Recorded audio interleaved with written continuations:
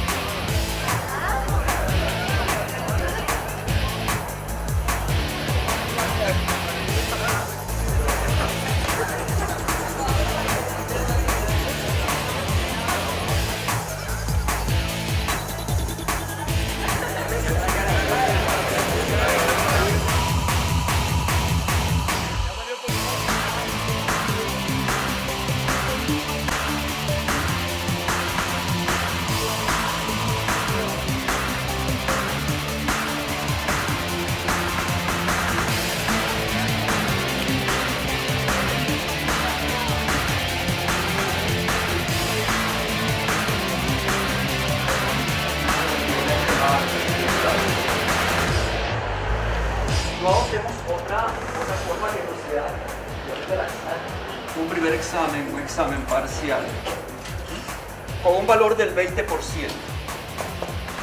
Bueno, en esta semana de inicio a clases también nos unimos a la celebración del Día Internacional de la Mujer, que tuvo lugar el 8 de marzo y acá en la Universidad de Costa Rica particularmente se realizaron una serie de actividades, pero nos interesa principalmente conocer a una chica que ha dejado muy en alto el nombre de las mujeres. Ella es Yulisa Gómez y bueno, obtuvo la segunda mejor nota de admisión acá al examen de la Universidad de Costa Rica. Les comentamos que la nota máxima es un 800 y Yulisa tuvo un 791.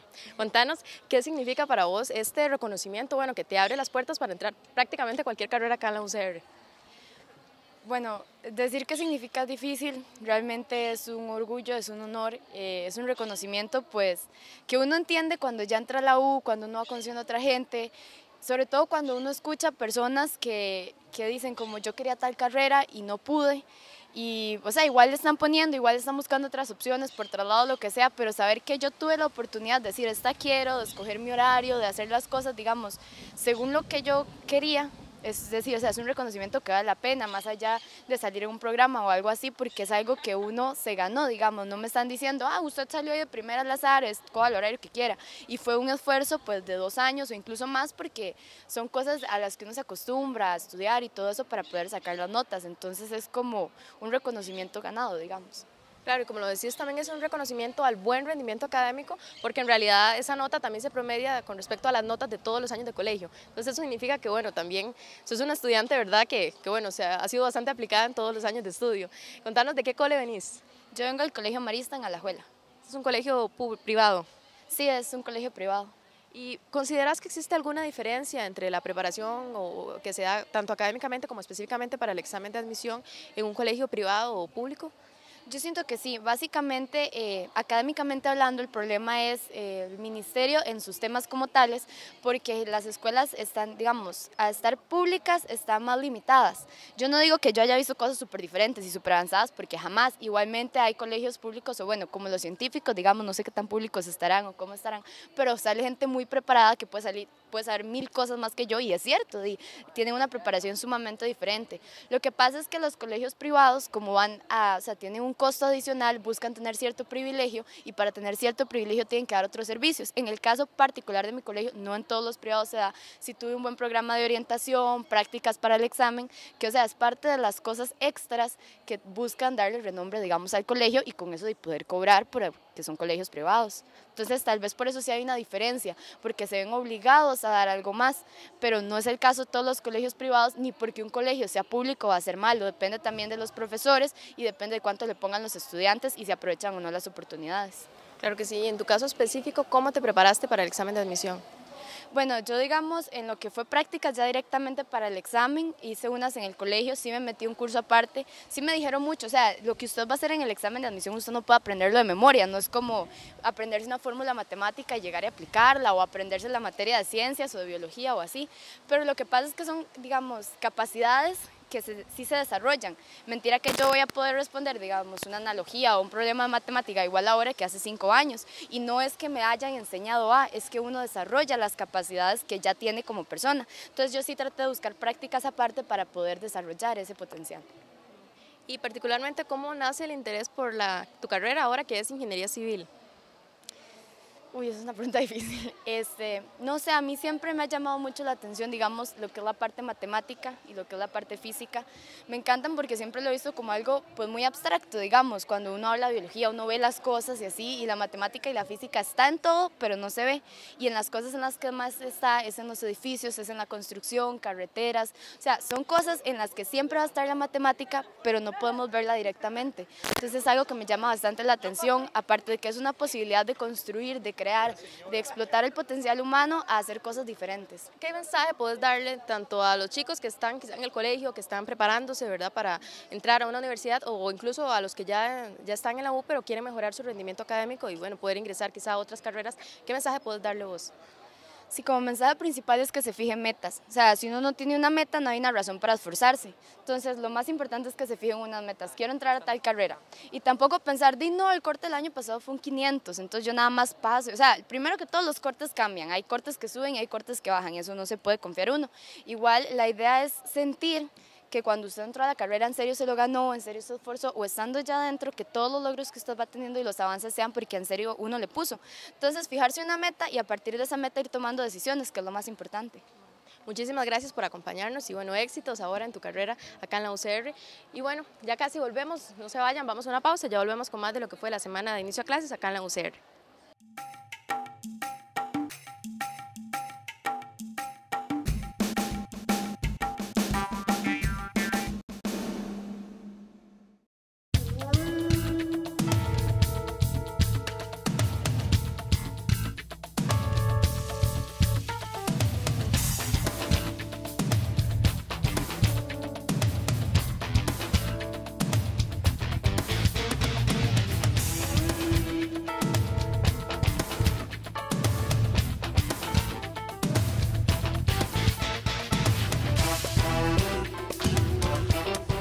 Bueno, para nosotras, más que una celebración, es un día de muchísimo activismo, digamos.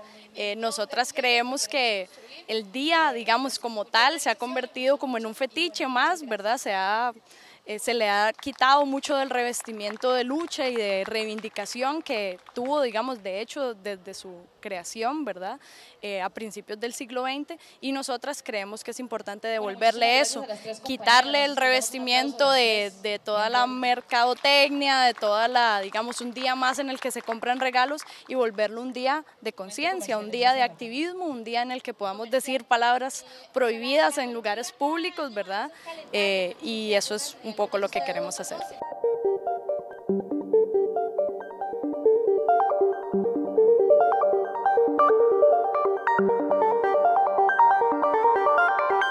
Es muy importante señalar que las mujeres, o sea, se nos celebra un día y se nos violenta, se nos agrede, se nos hostiga, se nos viola, se nos discrimina todo el resto de los días del año, ¿no? Inclusive en este día también. Entonces nosotras creemos que un poco ese era el objetivo del foro de hoy, digamos, dilucidar con diferentes organizaciones feministas y representantes de espacios de activismo cómo el Estado está haciendo, digamos, un agente de violencia hacia el cuerpo de las mujeres, como el Estado, al no proteger mis derechos sexuales y reproductivos, como mujer que no puede tener hijos, como mujer que no quiere tener hijos, como mujer sexualmente diversa, no los está protegiendo, ¿no? Y eso es un poco como lo que queríamos dilucidar hoy. El tema de hoy es el control del Estado sobre el cuerpo de la mujer, y bueno, este es un tema desde nuestro punto de vista sumamente escandaloso, ¿no? Se trata nada menos que de una de las formas de violencia hacia las mujeres más legitimada, más autorizada y más naturalizada. Pero no estamos hablando, digamos, de cualquier acto de violencia, sino que estamos hablando de un acto de violencia desde la institución por excelencia hacia las mujeres en particular. Es una imposición históricamente asumida, pero que se le hace sobre todo a las mujeres. Ustedes pueden, digamos, ver en la sociedad en general cómo para un hombre el hecho de ser un perro, entre comillas, ¿verdad? Implica un plus en su estatus, ¿no? Social, pero para la mujer eso es una categoría que va en detrimento de su estatus en la sociedad. Yo creo que de todos estos campos pues podríamos hacer un conversatorio, ¿verdad? De cómo hay un control desde la ciencia, cómo hay un control desde la religión, cómo hay un control desde lo económico, ¿verdad? Pero bueno, hoy la idea era hablar un poco más de lo político, del papel del Estado. Y en ese sentido, pues la charla mía, digamos que se llama ¿Me garantizas o me limitas? Porque precisamente de eso queríamos hablar desde nuestra perspectiva de incidencia política. El campo en el que siempre se incumple, el campo en el que siempre hay omisiones, es el de los derechos sexuales y los derechos reproductivos. En todos los demás campos hay pequeños esfuerzos, todavía hay mucho pendiente y todavía habría muchísimo que reclamar, pero si vemos en los derechos laborales, los derechos de educación, los derechos de ambiente, hay trabajo en todos, pero en el campo de los derechos sexuales y los derechos reproductivos hay una negación, hay una omisión constante. No se han establecido normas que regulen la anticoncepción de emergencia, que en este momento en Costa Rica está como en el vacío legal. No es ilegal, tampoco es legal y las personas que tienen información pueden acceder a ella, pero la gran mayoría de las personas que no tienen información pues simplemente no saben y no pueden gozar de esto que también es un derecho, que es gozar de los avances de la ciencia.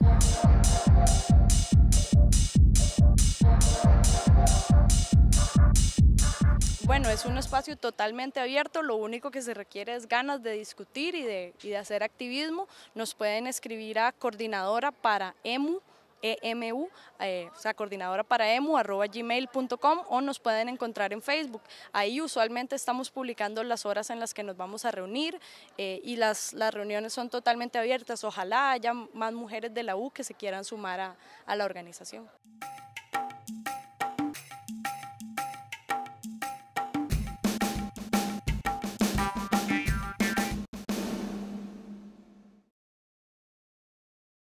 La universidad debe ser conciencia crítica de la sociedad. No se trata solamente de pupitres o pizarras frías, sino que la verdadera vida, en este caso de la Universidad de Costa Rica, está en sus propios estudiantes. Al principio vimos las expectativas que tiene Yulisa Gómez, la joven que para este 2012 obtuvo el segundo mejor promedio de admisión de la Universidad de Costa Rica. Cerramos este especial de ingreso a clases con la participación de Paolo Nájera, un joven indígena de 19 años proveniente del pueblo Térraba, que con esfuerzo y dedicación se ha convertido en uno de los pocos indígenas que ha logrado ingresar a la Universidad de Costa Rica. Además, conocimos de su participación en el informe del Estado Anual de la Infancia 2011, titulado La adolescencia, una época de oportunidades. Ahí, Paolo escribió un ensayo donde cuenta su visión como indígena Térraba. Bueno, Paolo, bienvenido a Materia Gris. Gracias. Hace exactamente un año estuvimos conversando con vos y bueno, ahora queremos darte una especie de seguimiento para que nos contes cómo te ha ido el primer año acá en la sede Rodrigo Facio. Recordemos que inicialmente vos estuviste en la sede de Guanacaste y bueno, contanos cómo te ha ido este año en tu carrera de antropología. Bueno, el año pasado fue muy provechoso realmente para mí como personalmente y además la experiencia que deja, bueno, el primer punto pues estudiar antropología fue como ok, ¿qué dicen de nosotros los indígenas acá? Y creo que al final y al cabo ha sido como muy provechoso para mí porque no solamente dentro de la cuestión antropológica con profesores, sino dentro de lo que cree el estudiante, se han ido rompiendo una serie de esquemas e ideas que tiene lastimosamente y se hace por parte de la carrera de la materia indígena. Y es básicamente, creo que ha sido provechoso no solamente para mí, sino para el movimiento indígena, en el punto exacto en que ya vamos rompiendo estos esquemas que son fomentados desde las ONGs de los años 80, en las que sencillamente se iban a buscar indígenas y estudiarlos por curiosidad. Ahora los indígenas estamos proponiendo que el estudio de nuestras tradiciones y nuestro desarrollo en general debe ser promovido desde las comunidades y es lo que estamos intentando hacer con tener indígenas acá en la Universidad Nacional, en el TEC, es lo que se plantea desde las comunidades.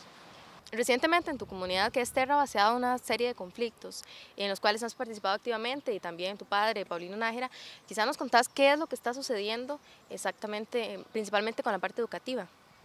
Bueno, principalmente la toma y en general del Liceo de Terra, que es la institución más importante dentro del territorio, se da por una serie de respetos a legislación internacional y leyes nacionales que, por ejemplo, plantean la seguridad de trabajo para los educadores indígenas. El MEP desconoce del todo a nuestros profesionales, lo dice abiertamente que la población indígena aún no está capacitada para asumir puestos educativos dentro de las comunidades. Nosotros tenemos personas formándose y ya formadas para dar este trabajo. Realmente nos parece hasta ilógico que, por ejemplo, no indígenas ingresen a dar clases a un territorio con un bachillerato de educación media y indígenas con el mismo grado no puedan acceder porque sencillamente son indígenas. Ese es el punto. Son procesos racistas promovidos desde y muy sutilmente promovidos por el Ministerio de Educación. Fueron 8 días de toma realmente y que concluyen el día antepenúltimo día con un enfrentamiento con la población no indígena que se encuentra dentro del territorio y además de eso que según convenio 169 se encuentran ilegales dentro del territorio, ya que la legislación así lo plantea, no es una cuestión que nosotros como indígenas hemos decidido plantear, sino es que la legislación actual la plantea de esa forma y con esos términos. Sí es muy complicado porque es cierto que nosotros también peleamos por una educación que se apegue realmente a nuestra cultura como lo mandan las convenciones internacionales y nacionales que Costa Rica evidentemente tendría que cumplir, sino que también esto evidencia además un problema de tenencia de tierras. Terra es un territorio indígena que tiene una población indígena de 621 habitantes y una población aproximada de no indígenas, que actualmente es más, pero la última vez de conteo eran alrededor de 3.000, o sea, nos duplican en cantidad. Y dentro de un territorio que dentro del marco legal fue creado para la población indígena. Y es básicamente lo que estamos viendo actualmente y que concluye ese día un problema que venía desde los años 80, es que el no indígena nos ve como una amenaza para ellos, porque así también se lo ha pintado el Estado gobierno, diciéndole que nosotros los vamos a echar. Y evidentemente es un proceso que se tiene que ir dando porque la legislación nos dio esa potestad de poder hacerlo. Y además que consideramos que nuestros territorios ancestrales, en muchos campos, sitios espirituales, son irrespetados y poco apreciados además, y es lo que queremos ir planteando y lo que venimos planteando desde hace un montón de tiempo, nada más que no nos entendían, digamos. Básicamente las poblaciones indígenas y puntualmente Terra cree que su educación tiene que ser cultural, ligada con el ambiente, ligada con la cultura, el idioma. Además de eso, implementar tecnologías, que la cuestión cultural no impida además ingresar elementos tecnológicos a nuestra vida cotidiana y que cada vez sobre todo se vaya haciendo menos evidente esa división entre el indígena y el no indígena, que al final y al cabo, sea como sea, convivimos juntos. Me dolió mucho exactamente y puntualmente ese día ver personas con las que fui a la escuela intentando agredir a ancianos de la comunidad indígena, ellos son no indígenas, y es muy doloroso realmente, es altamente doloroso para uno que los consideraba amigos y es lastimosamente lo que ocasionan las malas políticas estatales en comunidades indígenas y la falta de interés por implementar un saneamiento entre la población no indígena y los indígenas, porque te soy sincero, hay un roce muy fuerte y Terra está en una situación actual en la que pueden suceder muchas cosas y muy fuertes. Hay 5 compañeros amenazados de muerte, mi papá está entre uno de ellos.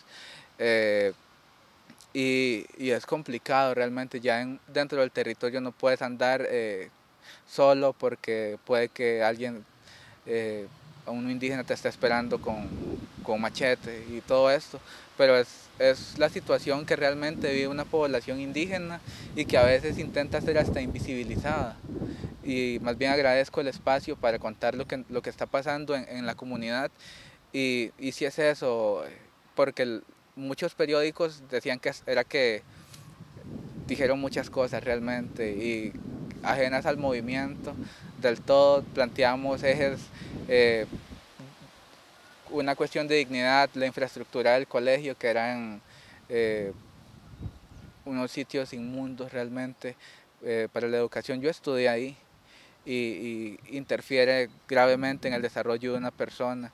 Además, la seguridad para nuestros profesionales en educación y una cuestión que era como la más a largo plazo, que es la implementación del todo de nuestra cultura dentro de los programas educativos del Ministerio de Educación Pública y que los programas que se vayan a dar en comunidades indígenas sean además de diseñados por expertos en pedagogía y todo eso en conjunto con la comunidad, que es al final y al cabo la que va a recibir la educación. Hace poco tiempo se formó la Federación de Estudiantes Indígenas. Vos también formas parte de esta federación. Sería bueno que nos contés cuáles son los objetivos y por qué se formó esta federación. Bueno, básicamente la federación nace con la intención de atraer a los compañeros indígenas desde las comunidades y asegurar que ellos acá encuentren una serie de condiciones mínimas para su desarrollo educativo. Mostrar que es posible un diálogo de respeto entre el sistema de universidades públicas y las comunidades indígenas, y que las comunidades indígenas tenemos mucho que aportar también. Tenemos conocimiento botánico, cultural, y una serie de situaciones que nos interesa realmente. Y además insertar el indígena, que no sea extraño ver indígenas en aulas universitarias, que no sea extraño tener vecinos indígenas, que el costarricense deje de tener ese miedo, ese, pobrecito indio. No, que más bien que si quiere respetar nuestra tradición y demás, genial, pero tampoco ir dejando ya una serie de conceptos pues que se tiene desde la población acá de las comunidades. Bueno, recordar que si más chicos quieren ponerse en contacto con ustedes o formar parte de esta federación, pueden escribir a fie.costarrica@gmail.com, ¿verdad? Y bueno, Pablo, muchas gracias por estar de nuevo con nosotros acá en Materia Gris. Y bueno, con esto cerramos este programa dedicado al inicio a clases y también en celebración del Día Internacional de la Mujer. Y bueno, los esperamos la próxima semana en una edición más de Materia Gris, aquí en su canal 15, que es Televisión con Sentido. Bueno, mi nombre es Javi Castañeda, yo estudio antropología y mis expectativas para este año es, bueno, aprender un montón, espero no quedarme en ningún curso y poder pasar todo. Espero pasar todo. El semestre pasado sí se pudo y espero sí pasar todo. Y las expectativas es poder pasar todos los cursos bien y poder matricular bien el otro semestre para seguir bien con la carrera. Me llamo Braima, estudio sociología. Mis expectativas es terminar algunos proyectos de títeres y estudiar teatro. Pasar cursos. Sí, pasar mate en específico. Pablo, biología y pasar todo. No, ninguno. Todo está bien.